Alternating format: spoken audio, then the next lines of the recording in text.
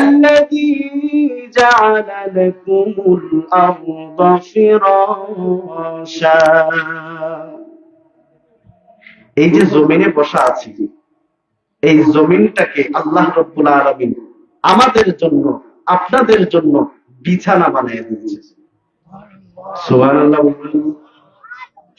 যদি এই আল্লাহ অন্য আয়াতে বলেন, আল্লাযী জাআলা লাকুমুল আরদা দালুলা, এই জমিনকে আমি মানুষদের জন্য, মানুষ জাতির জন্য, পৃথিবীবাসীর জন্য জমিনটাকে অবনত বানাইছি, বাধ্য বানাইছি।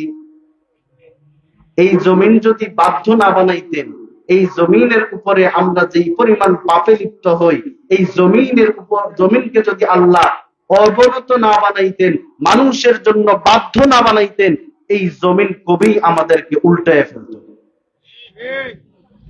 এই জমিনকে আল্লাহ রাব্বুল আলামিন একদিন আদেশ দিবেন উল্টে পাল্টা। মাঝে মধ্যে ভূমিকম্প হয়নি, এই ভূমিকম্প যদি ঘন্টায় 2-3 বার হইতো, আমাদের অবস্থা কি হইতো? মাঝে মধ্যে কয়েক সেকেন্ড ভূমিকম্প হয়, তাতেই দুনিয়া কাঁপায়া ফেলে। যদি ঘন্টায় একবার হইতো, বেশি দরকার নাই, তাহলে কেমন হইতো? নায়রা আমার, আল্লাহ রাব্বুল আলামিন বলেন, এ দুনিয়ার মানুষ, এই জমিনটাকে আমি তোমাদের জন্য অবনত করলাম, এই জমিনটাকে আমি আল্লাহ তোমাদের জন্য বাধ্য বানাইলাম, এই জমিনটাকে আমি আল্লাহ তোমাদের সুবিধার জন্য, চলাফেরার জন্য এই জমিনটাকে বিছানা বানায়া দিলাম।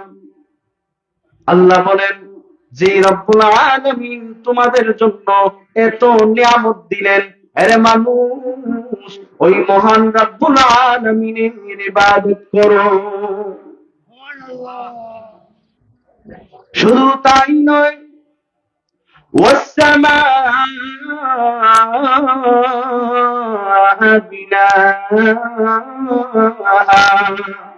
আমাদের উপরে যে আসমানটা দেখছেন না, কখনো মনে হয় এটা ভেঙে পড়ে যাবে?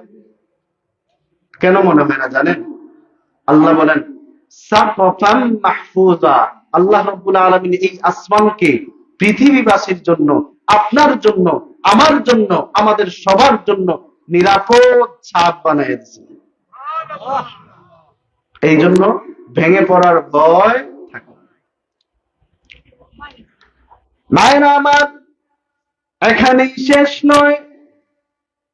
وأنزل من السماء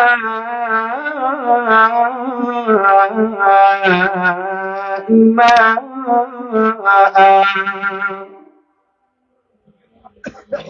আল্লাহ রাব্বুল আলামিন আসমান থেকে বৃষ্টি বর্ষণ করেন। কেন? فأخرج به من الثمرات رزقا لكم, ফল ফসল আদি উৎপন্ন করার জন্য বাজার থেকে দৌড় দিয়ে আঙ্গুর কিনে আনি, দৌড় দিয়ে কমলা কিনে আনি। আরে মানুষ, গরুর গোশত মজা করে খাওয়ার জন্য শতকরা কিনে আনি। এই শতকরা দিছে কেটা? এটা চিন্তা করছি?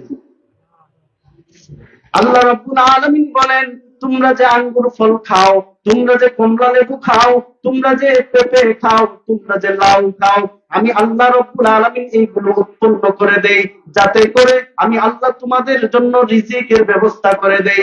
কেন দেই জানোনি? কারণ আল্লাহ বলেন, আমার বান্দা যখন আমার রিজিক খাবে, তখন আমি আল্লাহর ইবাদত করবে, আমি আল্লাহর গোলামি করবে।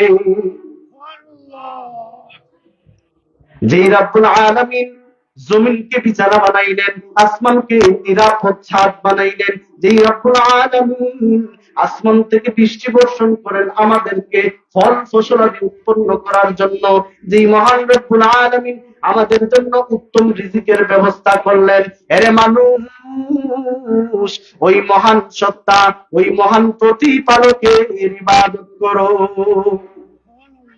ইবাদত করবো কার?